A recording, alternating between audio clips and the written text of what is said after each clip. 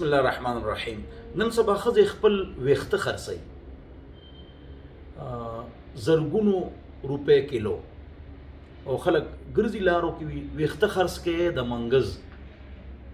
نو دا ګناه ده، دا جسم یو حصه ده.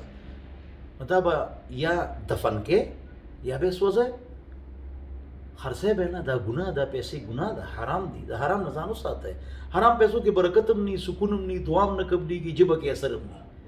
الحلال بین، نبی علیہ السلام فرمائی، مسلم شریف روایت ته، حلال واضح ده، والحرام بین، او حرام واضح ده.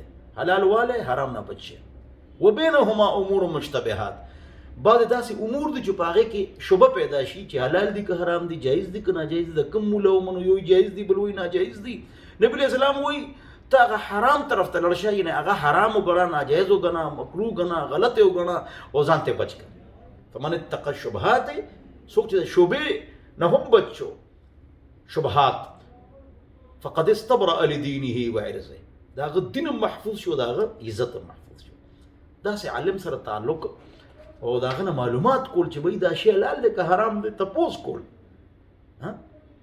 सीख सीख के चलना है, पूछ पूछ के चलना है, बड़ों की बात माननी है. داسې عالم سره تعلق چې هغه کې لس خبرې په دې ما ویډیو جوړه کړې ده، هغه ته فون کول، د مسلې د هغه نه تپوس کول.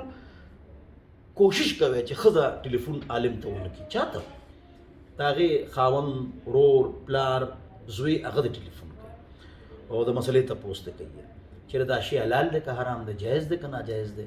نو الله دې په دې خبرو ماله او تاسو له د عمل توفیق نصیب وګرځوي. واخر دعوانا ان الحمد لله رب العالمین.